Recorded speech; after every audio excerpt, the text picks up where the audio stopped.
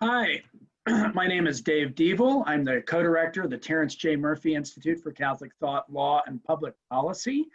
Also the editor of Logos, a journal of Catholic thought and culture, and a visiting professor here at the University of St. Thomas. I'm the host of today's episode of the Murphy Institute's summer webinar series, The Common Good in Uncommon Times. This is our third broadcast, and we're glad to have all of you here with us. We have a program today that's going to be titled Distributors of Justice, Achieving Just Wages in Light of Catholic Social Teaching. And we're going to be addressing this very difficult issue. What is a just wage? What is it in the abstract, and what is it in the concrete, and how is it achieved? Who needs to act in order to do this thing that is achieving justice? And we have two of our panelists today. Again, this series is from a University of St. Thomas professors. The Murphy Institute is a joint collaboration between the Center for Catholic Studies and more broadly the College of Arts and Sciences and the University of St. Thomas Law School. Our first panelist will be Dr. Michael Naughton. He's the director of the Center for Catholic Studies here at the University of St. Thomas, and he also holds the Coach Chair in Catholic Studies. He's a full professor in the Department of Catholic Studies. He also taught in our College of Business for over 20 years. He is the author, co-author, or editor of 12 books and monographs and over 60 scholarly articles. His most recent book is Getting Work Right, Labor and Leisure in a Fragmented World. It came out from Emmaus Academic last year in 2019. It's a wonderful book, very readable and very inspirational. I highly recommend it. Mike serves on multiple boards, including a board chair for Riel Precision Manufacturing, which has plants and offices in the US, Europe, and Asia. Mike, could you wave to us? All right. Our second panelist is Dr. Uhuru Williams. He's our Distinguished University Chair, professor and founding director of the Racial Justice Initiative here at the University of St. Thomas. He has a joint appointment in the Department of History and the School of Law, so he kind of combines both sides of the Murphy enterprise. Since 2016, he was Dean of the College of Arts and Sciences here at the University of St. Thomas.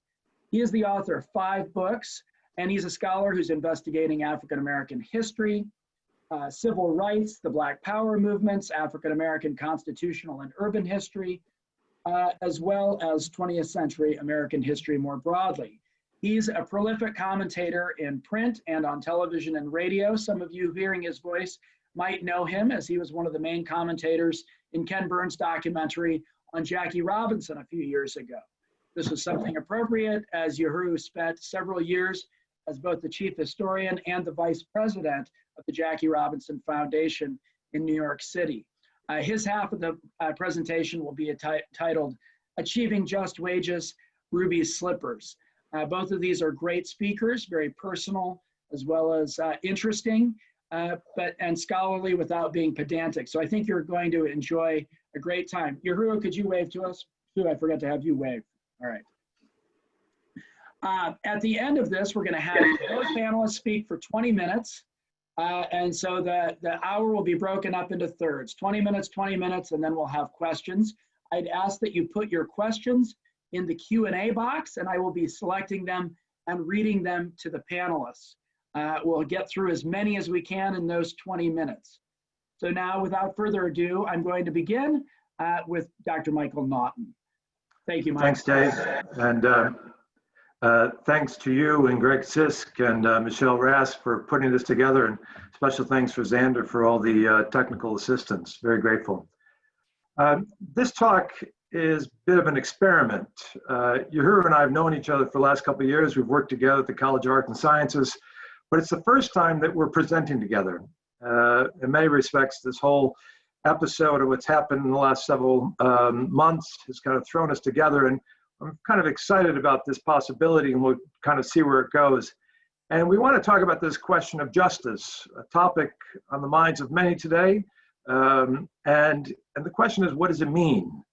And so our focus will be on the question of wages, although we certainly want to be mindful about the kind of conceptual nature of it. But wages is an important one because in 1981, John Paul II Pope John Paul II, wrote that a just wage is the concrete means of verifying the justice of the whole economic system. An interesting comment there, right? If we're not finding justice there, we're not going to find it anywhere. And Uhuru and I want to look at this on a twofold level, both on a personal level, because as we're going to talk about virtue, the virtue of justice is a virtue, and it has to be found within the person. But because it's other-oriented, it also has to be found in the structures and institutions in which we inhabit. And so one of the things that Uhuru and I have been talking about is, in one sense, the kind of working thesis that we might have here is this. If justice is not in the hearts of people, whatever structural justice is attempted will most likely be very disordered. Too often, revolutions create more injustices, not less. But if justice is not found in the structures and institutions, it demoralizes and exhausts people. And I've certainly we've seen some exhaustion going on here. And because too often institutions and their elites are often distant from the masses, and they're often blind to the sufferings that they're enduring. And thus that distancing fails to help them understand how it's impacting in the structures that they're leading. So I'm going to focus on the personal, and then Uhuru will jump in on the institutional. And so to get at this personal character of justice, let me tell you a story about Ruby. Ruby was an African-American Protestant who was a hospice AIDS nurse on the south side of Chicago.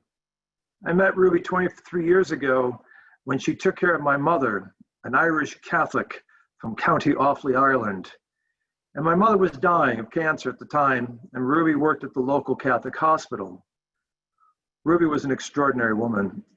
She had this natural ability, extraordinary ability, to both physically take care of my mother, as well as spiritually engage her on her impending death. We would often hear Ruby and my mother laughing together, talking about their children, talking about how the Lord was acting in their lives. And ecumenism of this African-American Protestant and this Irish Catholic was alive and well in that room. But what was also alive and well in that room was a mission-driven woman who could deliver hospice care that understood the redemptive suffering of humanity. Ruby's work was a great gift to our family, but there was a problem. Ruby was not well paid. As a nurse's aide for hospice work, she was one of the lowest paid people in the healthcare industry. Her labor, which met the needs of our family and others, struggled to meet her own needs. And I want to get at this quote, which I find very helpful, that kind of describes this problem. It comes from an English clergyman, Charles Colton, and he says this in the 19th century: "Our incomes are like our shoes. If too small, they gall and pinch us, but if too large, they cause us to stumble and trip." As a single mother with a couple of children, life was not easy for Ruby. Her wages, despite her good work, was galling and pinching. But the question comes about is, was she paid justly? And from a market perspective, or sometimes what people call the logic of the market, the way this is understood is the following. The buying and selling of labor is the same as the buying and selling of any other good or services, like soybeans, with its price being determined by the interaction of supply and demand. Ruby's unskilled labor in great supply puts her in a labor market that places downward pressures on the price of her labor in order that needs to be alleviated through the surplus, right? So one of the things, we're not going to be able to escape the logic of the market. But what I want to argue here, particularly in light of the church's teaching on the question of justice, is that the logic of the market doesn't describe the fullness of the reality of what we're looking at. Actually, this logic of the market, often used by business people and economists, by itself is simply too mechanical, too neat, and frankly, too simplistic to deal with the personal case of such a person as Ruby. So as to get at this question of justice, we need to kind of start looking at this in terms of what is the relationship that's going on between Ruby and the hospital. And here what we have to do is really hit upon this question of justice. And by the way, this is key to justice, relationship, right? Because the way often the word justice is defined, particularly in the Catholic social tradition, justice comes from the Latin jus, meaning right in terms of right relationships.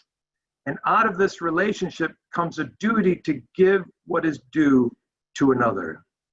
So this right relationship flows out of what we might call the social nature of the person. We're dealing with persons.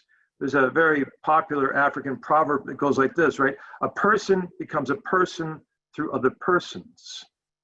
Our fulfillment as persons comes not from the shouts of freedom or from our own entitlements, but through the nature of the relationships that we have with other people.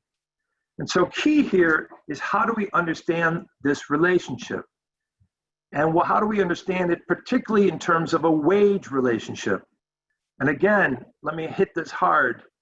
A wage relationship is not simply an exchange. It's a relationship, and I'll get at that in just a moment.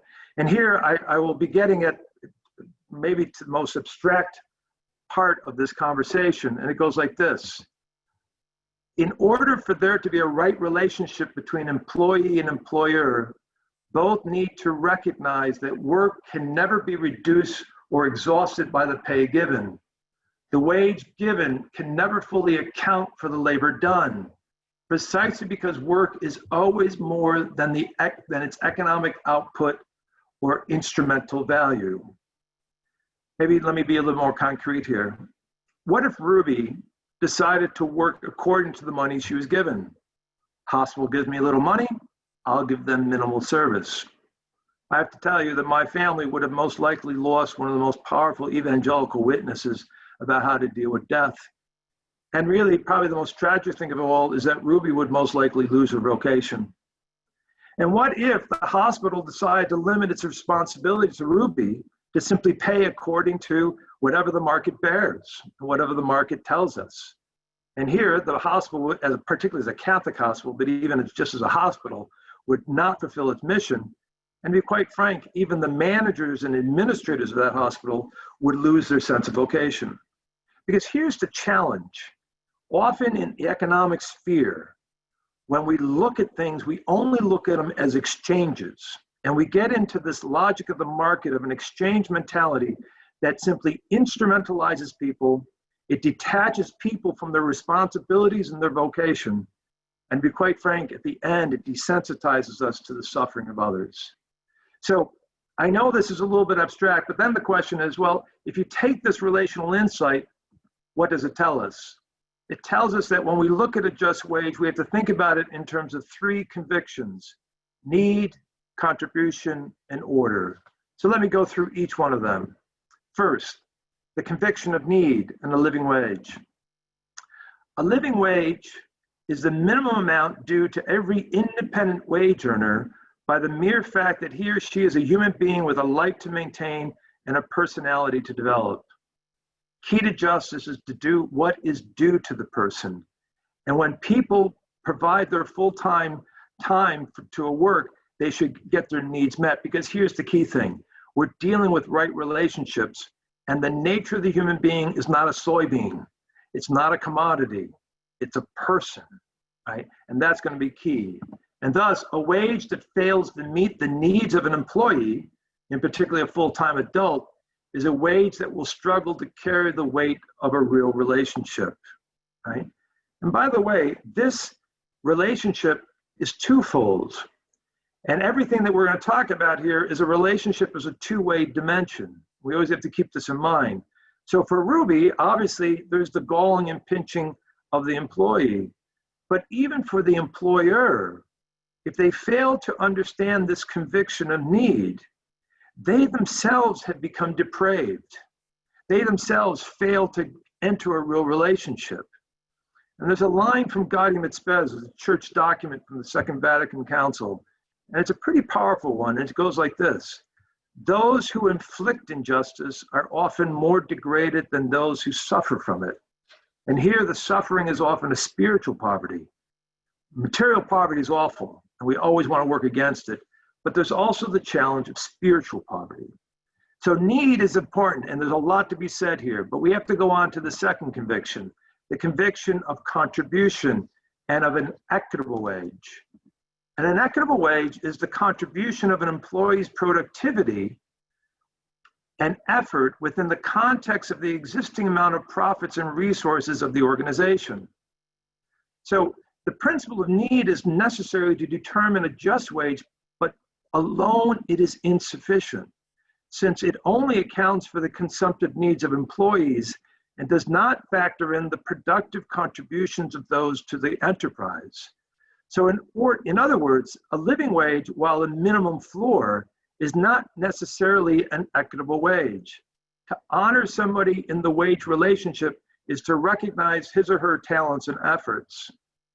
Some of you may be familiar with this kind of classic story. A journalist was interviewing a former Pope, Pope John the 23rd, and the journalist said, "How many people work at the Vatican?"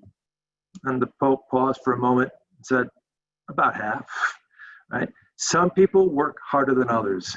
Aquinas, over 700 years ago, said, "It is a failure of justice when workers are paid the same wages for unequal work or unequal wages for equal work," right? So the challenge is, how do you judge one's contributions? And we can maybe get into that a little bit in terms of the Q&A, because there's a lot to be said there as well. But let me go to the third conviction. And the third conviction is of economic order and what we might call a sustainable wage. And here, a sustainable wage is the organization's ability to pay wages that is sustainable for the economic health of the organization as a whole, right? A wage is not only an income, it's also a cost. And there's what we might call an ecology of wages, is that when you raise particular wages, and if you don't do other particular things, there are significant implications of this. So if I could put it bluntly, if we paid a living wage and we paid an equitable wage and we went out of business, that would not be a just wage, it'd be simply a stupid wage. And so we have to be mindful is that this other element is pretty critical. But here it brings us to what we might call tension. So a just wage is not just a living wage, it's also an equitable wage and a sustainable wage. In order for it to, in a sense, deal with the question of right relationships and justice, it has to deal with those three things. But one of the things that becomes very clear in what makes a just wage difficult is that there's always tensions and there's challenges that go along with it. So let's take the example of Ruby, right? There's a tension between need and order, right? Ruby's skills in the marketplace does not meet her needs. And raising wages without any other changing variable could put the economic sustainability of the hospital at risk. And so there's a tension here. And I think in this situation, although not all situations, the resolution to that tension has a lot to do with the question of contribution. Again, it's not an easy resolution, but let me see if I can begin to kind of wrap up here about how that could be understood in how this works. So as to understand the contribution question, there's a couple of things you have to be mindful of. First, that the hospital administrators must see themselves as moral agents, as distributors of justice, and not mere market technicians, in order for them to take this seriously. Because in order to deal with this question of contribution, the hospital administrator should be saying to themselves, do we take seriously Ruby's contribution, and in particular, help her to realize her full contribution? Because when you think about this question of contribution, for a manager, in order to have right relationships with their employees, there's two things they need to be thinking about. One is gift recognition, and the other is gift coordination. So do the administrators of the managers see the gifts of their employees, or do they simply see 8-hour units? This is a real critical point, because in a relationship, you will often see things more deeply. And so did the hospital see the gifts, both realized and unrealized, in Ruby? Did they see, for example, her unique gifts in contributing to her mission, but also did they see certain gifts that were maybe unrealized by Ruby's lack of education and training, that actually could be exercised in development. And then on top of that, there's also the challenge of gift coordination. Gift coordination is really difficult work, but it's critical work for the manager and administrator of developing gifts through skill development and through the development of their employees, and also coordinating those gifts through the creative work design and redesign of a job. Here's a point that we need to really be mindful when you look at particularly the work that's being done.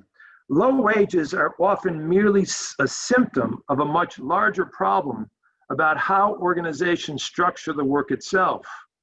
When work is designed to use a wage rate below a living wage, it is difficult to pay a person like Ruby anything more than what she's receiving, regardless of her talents, right? One has to do is smart up the work that's being done. Now, I realize here that my focus on contribution doesn't resolve all the tensions of trying to achieve a just wage, and I hope some of you may provide some objections to this because it is complicated. But one of the things you have to realize that actually nothing solves everything. There's no silver bullet here. Justice is a difficult task, but its quest and the way that we orient ourselves toward it tells us a lot about the character of the people. And the key to that character is going to be premised on the nature of the relationship that people have with each other. So again, a lot more to be said here, and my emphasis on the personal and relational is always embedded in something much larger of what we might call the structural and institutional. And in light of that, what I'd like to do right now at this point is hand this off to my colleague, Uhuru Williams, who can maybe talk more about these larger macro institutional and structural issues. So Uhuru, it's all yours.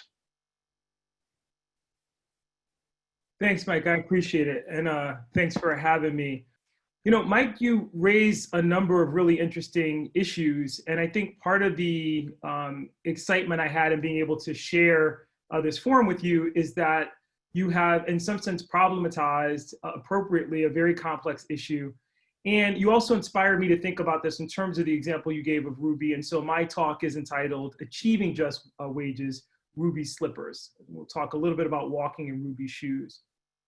I love when Mike introduced this concept to me for the first time, and he shared the quote about our income being like our shoes, because in a lot of ways, when Pope Pius wrote in 1931, and we have to, obviously understand this in the context in which it was written, every effort must therefore be made that fathers of families receive a wage large enough to meet ordinary family needs adequately. But if this cannot always be done under existing circumstances, social justice demands that changes be introduced as soon as possible, whereby such a wage will be assured to every adult working man. I think that's powerful in a lot of ways, but I also want to put it in the context of the Wizard of Oz theme that we have going here. And we'll use the towel of the Tin Man here, who said in that movie, you people with hearts have something to guide you and need never do wrong, but I have no heart, so I must be very careful. This whole conversation about wages and justice is fraught with issues that are related to shared humanity. And when we lose sight of that shared humanity, as Mike has already established, we are in the stage where what should be an exchange, which should be bottomed on, as Mike talked about, Catholic social teaching, becomes an empty exchange where heartlessness comes to dominate that exchange. We have to be careful of that. Having said that, when I think about Ruby and the scenario that Mike provided, it is in many ways tied to larger conversations about race, equity, and justice. We are now obviously having this conversation in the aftermath of the murder of George Floyd and the subsequent unrest that we've experienced here in the Twin Cities and elsewhere around the country. And although police brutality and police misconduct have been at the center of those conversations, in reality, when we talk about systemic racism, when we talk about systemic injustice, at the core, most would argue, or most would agree, that economic injustice is the nucleus of those problems. Looking at it in a broader context, and I love the way that Mike framed this in terms of the tension. If we look at Catholic social teaching, so we go to 1961 and Pope John, any adjustment between wages and profits must take into account the demands of the common good of the particular country and the whole human family. But what are these demands? On a national level, they include employment of the greatest possible number of workers, care less privileged classes arise, even among the workers, maintenance of an equilibrium between wages and prices. And as we're having this conversation, we also have to consider that we're now having this talk in the midst of a global pandemic in which, if you look at the chart that's pictured here, we're witnessing record unemployment in the United States, record unemployment globally. And so how do we reconcile the two? Because now the tension, which is academic, which we talk about, becomes very real and very acute. Having said that, I love that Mike talked about this in the context of the personal and the personal being political, because I first joined a union when I was 15 years old as a bagger at Super Stop and Shop in Stratford, Connecticut. It was the United Food and Commercial Workers Union. And at the time, I didn't care much for what I thought were kind of the heavy-handed tactics. I was 15 years old. I was a bagger, and the kid who got the carts in the parking lot. I couldn't say that I particularly needed the money. It was an after-school job. It was obviously important to me. And it wasn't until the union had us go on strike that March after I got the job that I recognized the real importance of that body and collective bargaining. At that time, as I mentioned, I was just a simple bagger.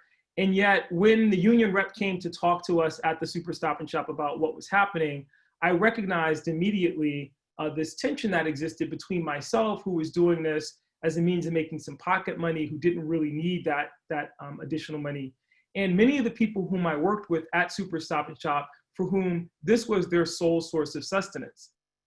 And I think about when we talk about the minimum wage, the cartoon on the left that shows what people typically think when they talk about the minimum wage, and their image is of someone like me when I was 15 years old.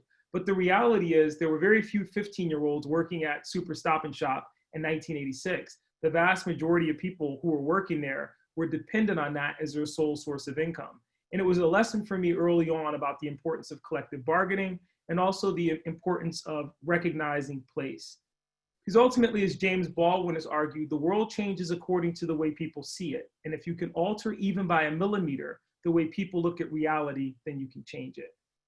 That life-altering experience for me changed the way that I thought about labor, and the way that I thought about collective bargaining, and influences the way that I feel about just wages today, and certainly impacts my view or my take on the tension that Mike has already shared.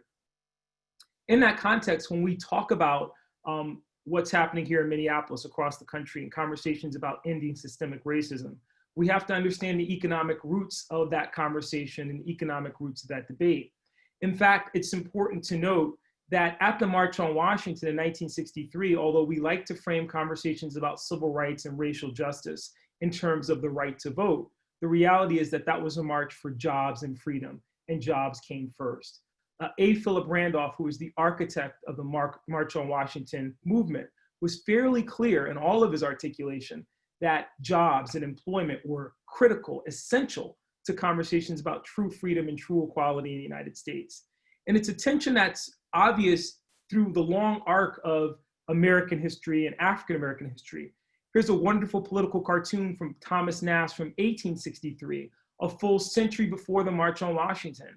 And as Thomas Nast imagined what the future of the formerly enslaved would be in the aftermath of emancipation, you note that at the center, he has an African-American family enjoying the fruits of domestic tranquility, but off to the right, where you just can't see in a particular slide that I have here, he shows the blessings of African-Americans receiving full payment for their work, public education, and enjoying all the fruits that come with citizenship. But for him, the backbone of this was the ability to work for a just wage. And it's captured in that cartoon. I think it's important to talk about this because when we talk about the long arc of racial justice and we tie that to conversations or to issues of just wage, we have to look at the ways in which race has informed this conversation in the United States. And that moves us out of the realm of simply talking about constitutional amendments and into the realm of talking about practice, what I like to call the 6 degrees of segregation, the fact that where you find concentrations of inequality are in these 6 key areas. Residential segregation, which at its core is about wages in some sense, and employment, education, access to places of public accommodation, Jim Crow justice, voting rights and disfranchisement, and unfair labor practices. In some sense, all of these pivot in a way around this issue of economic justice. We could take something as simple as access to public accommodation, and we can fast forward to Martin Luther King's famous meditation. What good is it to have the right to eat in a restaurant if you can't afford anything on the menu? Civil rights without economic justice are ultimately dead rights. In that sense, when we think about that 1960s moment and we talk about these 6 degrees of segregation in relation to this larger conversation, and you have another cartoonist here, Herblock, from 1963, now 100 years removed from Thomas Nast, capturing those same restrictions: housing restricted, school restricted, public accommodations restricted, job opportunities restricted, and a white gentleman shoving a black demonstrator off the sidewalk and saying, "Remember, nothing can be accomplished by taking to the streets."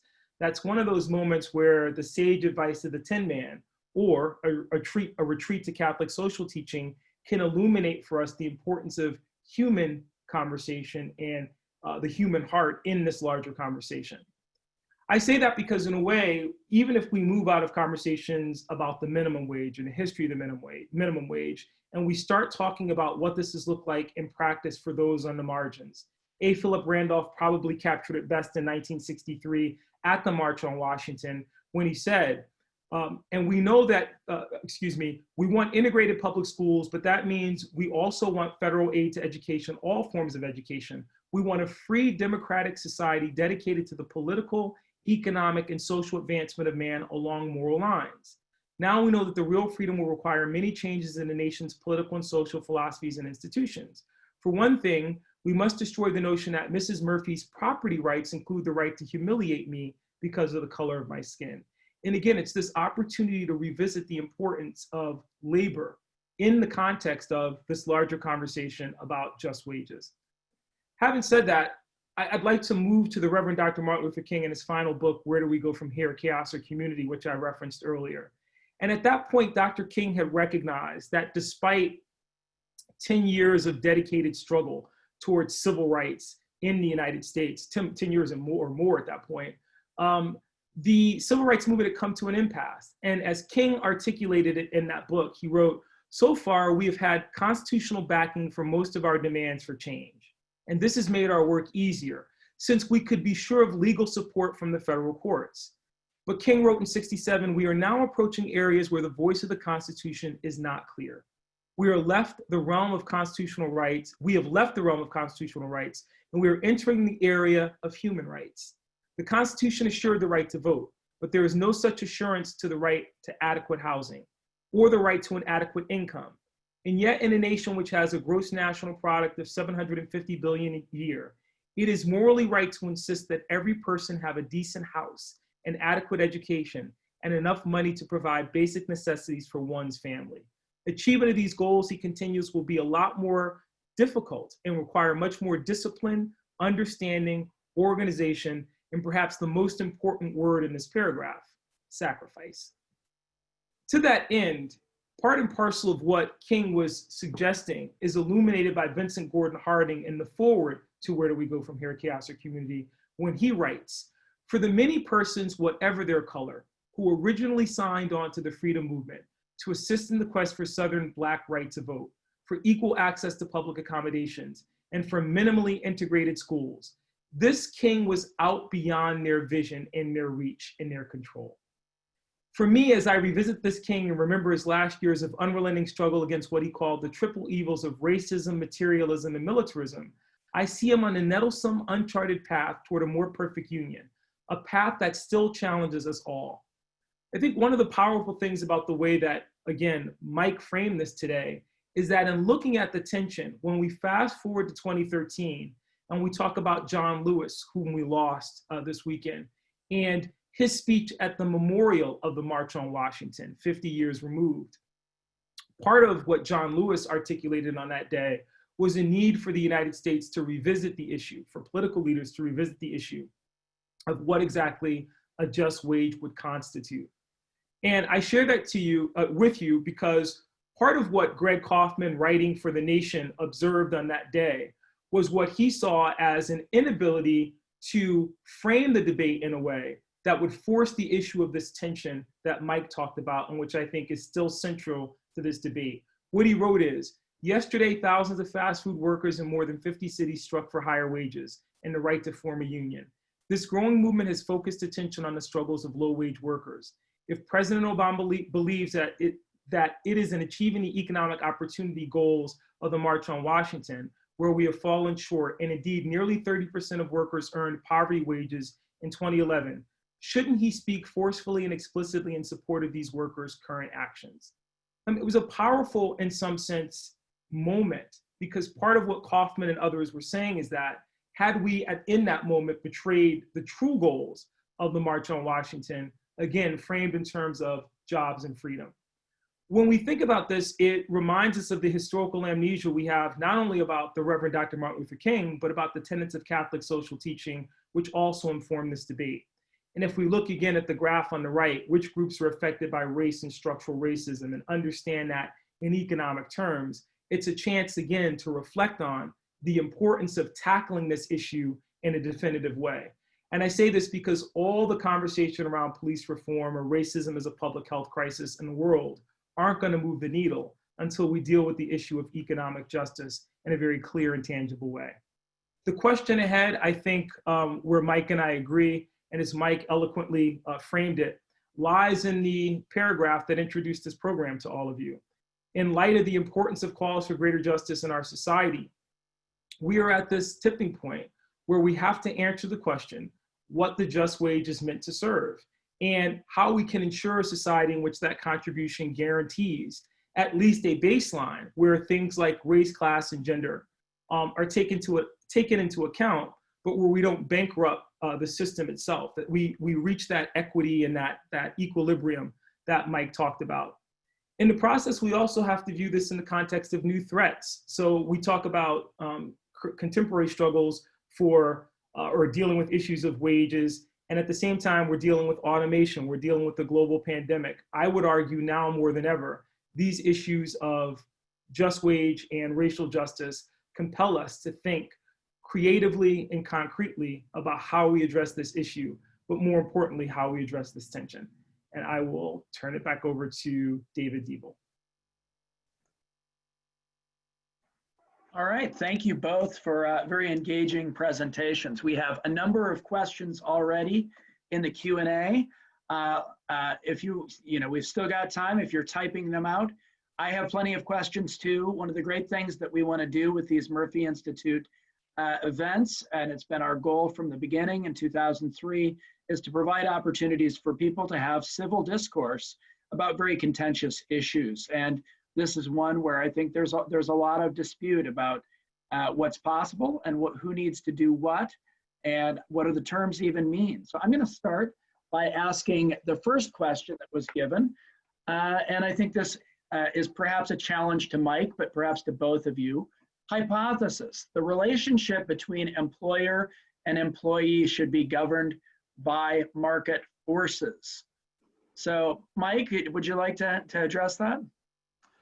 Sure. And I would also suspect they would also speak about not just market forces, but also contracts. And so there's these two kind of dominant logics in our economic sphere: the logic of the market and the logic of the contract. It's very interesting. There's a great TED Talk by Barry Schwartz, and it's called The Loss of Prudence. And his argument is that these are the two logics we go to all the time to solve our problems. So when we look at let's go back to the last financial crisis that we had. We basically had a market crash that almost put us over a cliff. There's lots of reasons for that. One of the very interesting movies that describes that is called The Big Short, that goes on there. And in many respects, and so when we have this problem, we say, oh, we need more laws and we need better incentives, right? So this is often the response. But there's another logic, and it's called the logic of the gift. And this is the logic of Catholic social thought.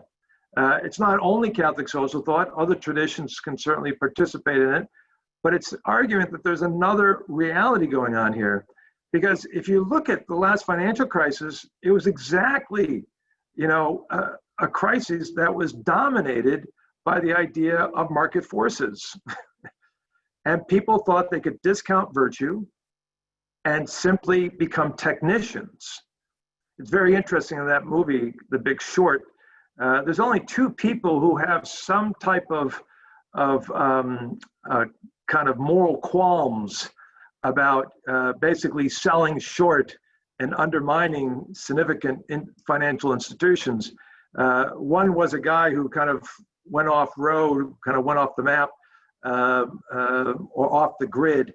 And the other one was actually a Jew, someone who was Jewish, and who was kind of, something was nagging at him in terms of his own cultural formation of saying, this doesn't feel right. And so all I would argue is that if the only criteria that you look at is simply so-called market forces and market exchanges, it doesn't get at the deeper reality about the relationships you can have within the economic sphere. And by the way, we live in a world that we think we can compartmentalize this, but if there's anything that's showing us right now, if we live in an economic world that's simply based on exchanges and the logic of the market, that will eventually bleed into everything else, our political order as well as our cultural orders. So I would just simply argue from the presentation, I think it's a morally bankrupt view. Business is a human activity. It's not simply a technical activity. And you have to be mindful. One last point here, and John Paul's point is really clear here. When you work, you got to change things. And if you don't change things, you should get fired, right? Uhuru was my boss, right? I would report every year to Uhuru. And if I wasn't doing the work that he thought I should be doing, well, he should fire me, but he couldn't because I'm tenured. But that's another issue, right? Right? But you got to get something done. But here's the thing. When you work, you simultaneously are changing yourself. It's called the subjective dimension of work. And believe me, if all you're doing is simply responding to market forces, that's going to have a negative impact on the subjective soul. And that also is going to be a problem. And John Paul talks about the subjective dimension of work as a critical moral force to understand what work is about. Uhuru, any? Yeah, I agree. I think, we know the problematic history of liberty to contract in this country and what evils that has produced in certain circumstances. Again, when you have that 10-man approach to those larger discussions. I think it's also important to talk about, somebody put it in the comments, the difference between a job and income. And there is a difference. So the idea that just having a job doesn't necessarily meet the threshold that you're talking about, Mike, in terms of the larger context of what it means to live a purposive life. So it's care personalis, care of the whole person, and then by extension, care of the family, care of the community, and then how that can, we hope, help to reimagine or reinform the way that we think about the way that we interact as human beings, but respecting that tension as well. And I think part of the interesting thing about the larger context of this conversation, at least in the contemporary moment that we find ourselves in, is the fact that COVID-19 and this conversation about racial inequality have, I think, forefronted or foreground this discussion in a way that we're not going to be able to easily escape it, as we have in the past, say in the aftermath of World War II, or in the aftermath of 9/11, or in the aftermath of Hurricane Katrina, where there's a return to the status quo ante. People forget the tensions that are now, I think, very clearly before us. All right. Let's do another question. I think either of you could answer this because it's one that actually is asking kind of a where do we go from here? The relationship between society and citizen should be governed by other considerations than purely market forces, I take. And the desire that people receive some minimum income is a social duty. Why should people's access to income depend upon whether their employer happens to be rich or poor? Now, let me add to that. A number of people have asked questions about different systems throughout the world in which unemployment functions differently than it does here. There are often sort of thresholds where you can still keep some unemployment income if you're underemployed. Are there models that you two can think of for thinking about how it is that society could help to solve that problem. Yura, why don't you take that on? That'd be great. Yeah, I think, it's a great question. And I think, part of what I love about the Murphy Institute is that it asks us to consider these in the light of Catholic social teaching, which I think provides a clear way of thinking about things outside the box, but is very respectful of the fact that, as you mentioned in the very beginning, Mike, and I think it's important to frame it in this way, you want to respect the fact that there needs to be balance in this ecosystem that we're talking about. I think one of the interesting things for me, and somebody mentioned it in the comments as well, is this idea that even as we're talking around what would be the best way to address these types of inequalities, if the purpose is, as Mother and Teacher suggest, dealing with the whole human family, that's a very interesting model to begin with, because we're moving away from the individual and we're talking about collective responsibility for the society as a whole. I think in some sense, in this moment in particular, the reason that's so compelling to me is I'm looking at this in the context of a nation reeling from dealing with massive unemployment related to a global pandemic, a reminder that none of us lives in a vacuum.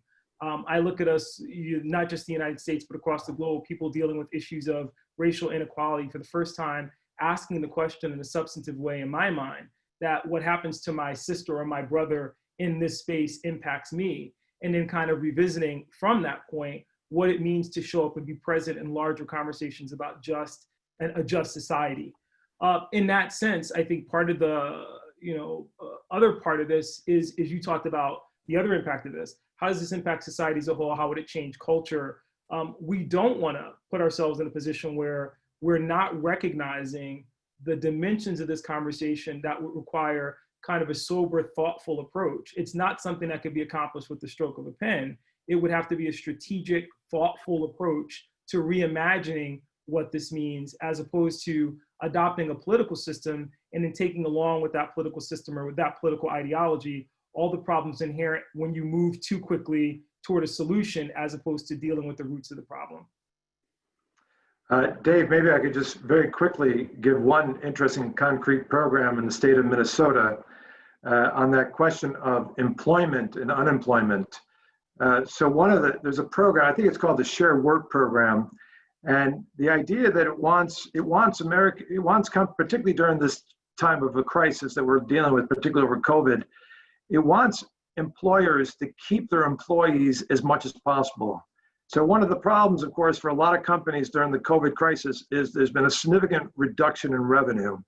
And often when you have that significant reduction in revenue, some employers, and sometimes they have to, their first response is layoffs. And what the state of Minnesota does is have this shared work program. And what they want to do is they're encouraging companies to, in the sense, lay off their employers for one day.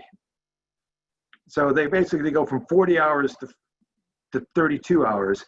And then the state will provide the unemployment benefit for those 8 hours in order to keep those folks employed. And what that does is that it reduces the income of employees a little bit, but it's an interesting collaboration between private enterprise and the public sphere. By the way, when the federal government, and I think it's expiring in August, when they had the $600 kicker, these employees are actually getting more money working for less by both getting the federal $600 kicker plus that. But it seemed to me it was an interesting way instead of a creative way for the state to work with private enterprise to keep people at work. And I thought that was creative, and it seemed to me, I'm sure there's probably unintended consequences to it, but it seemed to me to make sense of a creative way of dealing with it. Yeah, let's go to one that's related to this. Compare a restaurant to Apple. One has almost solely minimum wage employees and is marginally profitable. One has no such employees and is more profitable.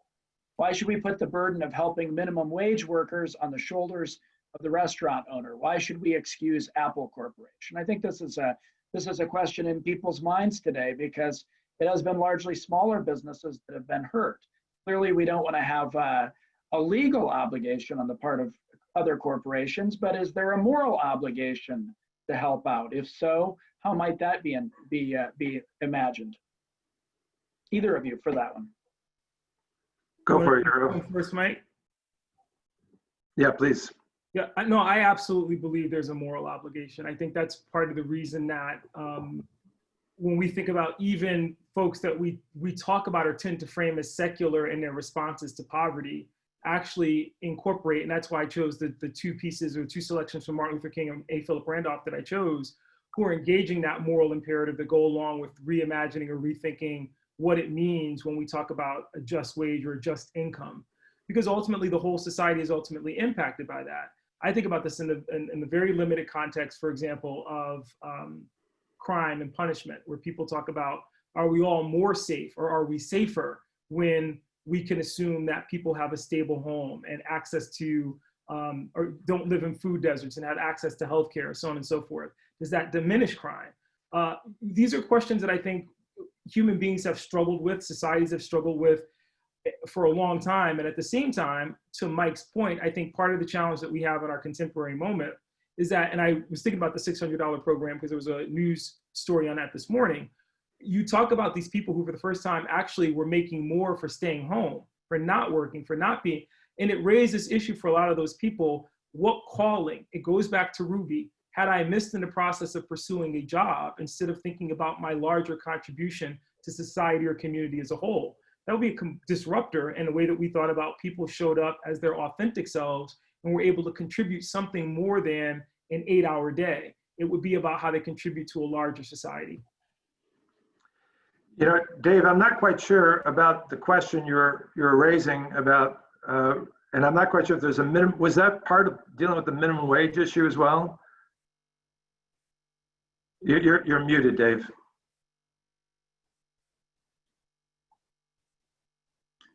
No webinar or Zoom meeting is complete without somebody talking while they're muted. So I've now fulfilled the first rule of Zoom. There you go. Yeah, the question, I take it, was geared toward lower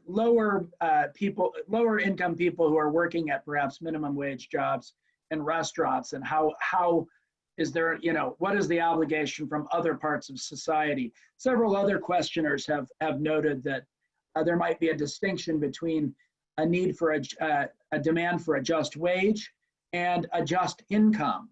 Do you think that's a good distinction to be drawn, either of you? Yes, I think, so one of the things that John Paul talks about, and in many respects, what I think her and I, in our first time trying to talk about this, he talks about the direct employer and indirect employer.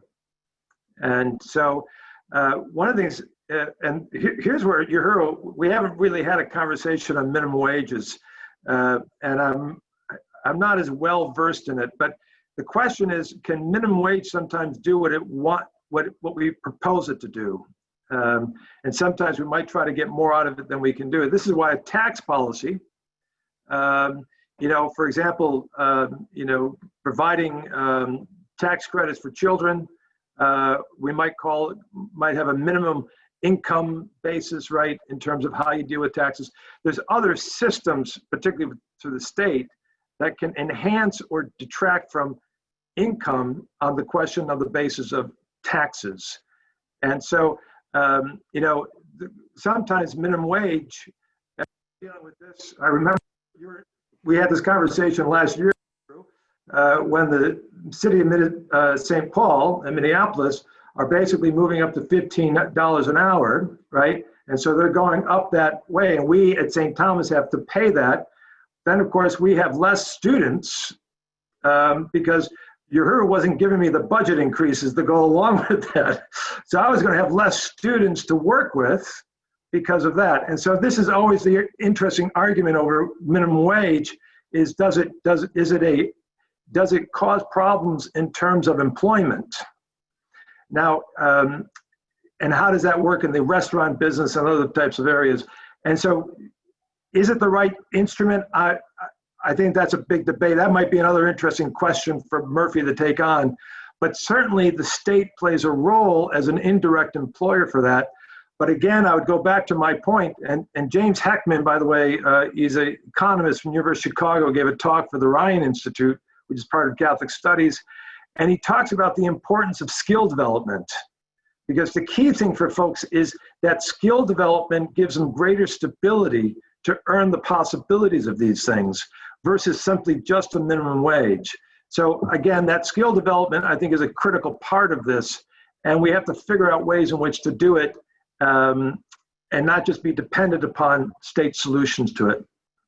You know, and again, Mike, I agree with you. In fact, it might have been lost, but it was one of the cartoons toward the end of my presentation where I captured, what I thought was this great point that you made about, you know, these three interrelated, you know, the living wage, contribution, and economic order. And then this great cartoon, which shows, you know, increasing the minimum wage and then highlighting exactly what you talked about, the struggle that we felt uniquely at St. Thomas, where you raise the minimum wage, but then you can employ less people. The income question to me then is fundamentally a question of justice. And I like that because then it's moving us in the arena of talking about some things that move out of this kind of, you know, the exchange that you talked about in the beginning, and moves us more in the direction of then, you know, if we're going to talk about skill development, then we're going to also have to talk about a better investment or a deeper investment in our schools. So how do we do that? So how do we create pathways for people? And then in all the great things that come out of that. So we value art. So then you're giving people an opportunity to pursue art as a means of adding value to our community as a whole. There's a host of related conversations that I think go hand in hand with this that we haven't really, we're only touching the tip of the iceberg today, but I think are worthy of consideration. And at the core are moral questions. Yeah. Excellent point. Thank you. Yeah, those are both good. A number of people do question, though, I mean, this is part of the tension that we're referring to, minimum wage laws. They don't just shut some people out, but they also prevent people from getting onto the ladder of development. Do you think when minimum wage laws can work even, or is there, if you're going to have them, is there a way that you can do them? Because as one questioner notes, many times setting them, you know, even at the state level, ignores the disparities between rural areas and urban areas, and even between different areas within a metropolis. What do you think about those minimum wage laws? Well, I think, again, I would say it's, first of all, not an expertise of mine. I used to be more sympathetic to them, and maybe I'm just getting older and more crotchety on them. But my concern is that it can be such a blunt instrument, and it may not be the right instrument to solve the problems that we want to solve. And by the way, we really want to solve the problem. I really think that the logic of the market has caused some real serious harm here. So this is not just a market logic. The question is, what's the right instruments and right means to achieve the idea about how we get people to a living wage? And maybe, you know, we'll see what happens with this $15 an hour. It seems to have caught a lot of attention. People are moving up to it. We'll see whether we'll see what the unintended consequences of that would be. But I wonder whether there might be better instruments, because here's the key thing. You know, one of the things I didn't talk about in the talk, but it's a tension we're dealing with. Justice always has to have another virtue. You know, we talk about justice and mercy, justice and love, but here we got to talk about justice and prudence. For he who wills the end must will the means. And the question is minimum wage the right means to achieve the end of what your hero was talking about in terms of economic justice? And to be quite frank, it's often within the means of realms that we have some significant debates over it. That's no problem. You know, it's the end we want to agree upon. Now, what's the right means to achieve that? And that's been a lot of discussion. I think it'd be a worthy conversation to really just devote to that. All right, let's do one more question here. One of the questioners asked about, Dr. Williams, you brought up automation, artificial intelligence, and how they're destroying jobs. Is this modern trend different than what happened during the Industrial Revolution? And what are the opportunities that it might present to actually help people move up on these ladder of wages? Well, it's certainly going to require us to reimagine the way that people work and the type of work they do, and a host of issues. But for me, I think one of the interesting things is it goes back to what Mike suggested in terms of, is part of this reimagination, are we thinking about, if we're wedded to the old and we're wedded to the model and the paradigm that we're operating on now, then we're thinking about entry-level jobs that are tied to wages that are going to keep us in the same system and the same conversation. Do we have an opportunity in this moment to think broader and more creatively about that skill development, to think about reinvesting in people in a way where, we're talking about the development of human capital. And by that, we mean human capital, not, low-wage workers who can, make cogs, but literally the highest development of all. And then allowing them to work in areas or in arenas that give them the most fulfillment and help to bring value to the community as a whole. I don't think we're in that place. I actually think that the conversations that I've seen around this are in the opposite direction. I would be really excited, however, if there were a national conversation around what the positive benefits potentially are at this moment. Because if it were rooted in Catholic social teaching, I would suggest that it'd be a very different conversation. It would actually be one where we'd be talking about kind of reimagining the way that we're talking about Minneapolis, St. Paul. Here, the conversation over schools. So payment in lieu of taxes. What can we do to elevate our schools? How do we reimagine curriculum? How do we think about perhaps at that point tracking students to better meet their passions? There, again, a range of other issues that get brought into this if we're thinking outside the box in terms of how we're thinking about these questions and not, as you suggested, Mike, just going with this is what we've always done and this is where we're going to hang our hats. Mike, final word? The question of automation is another big topic that we have to deal with. I will say I'm the board chair of a manufacturing company here in the Twin Cities. If you will not have manufacturing in this company unless you have automation. There's simply no way you're going to be able to compete. Now the question is, does automation create jobs or not? And I think the evidence is pretty clear that it tends to create jobs. And I would say, similar to what you heard was just getting at, right automation, when they often talk about human design work, can actually smarten up jobs and make jobs more dignified, precisely because it's not just using the body, but it's also using the mind. So I know that's somewhat idealistic. I know that there's some negative effects to it, but I would say that automation, particularly in the manufacturing area, is of critical importance, and we're going to have to deal with that one. All right. Thank you both. It's 1:02. We are over our time limit, but I'd like to thank you both. And thank you to all of you who've been listening in on this webinar. Thank you for the questions. Sorry I wasn't able to get to all of them, but hopefully you'll tune into our next episode. In August, we'll have Tom Berg of the University of St. Thomas Law School talking about the Supreme Court of the US decisions that impinge on religious liberty. And also in August, I'm not sure if we have a date for you, Uhuru, but you'll be talking about questions of the nature of what is structural racism, what is the nature of racism as a public health crisis. We'll be continuing our programming into the fall as well. Please tune in to our website at stthomas.edu at the Murphy Institute. I'm Dave Devil, co-director and editor of Logos, a journal of Catholic thought and culture, and we'll see you next time. Thank you. Thanks, Dave.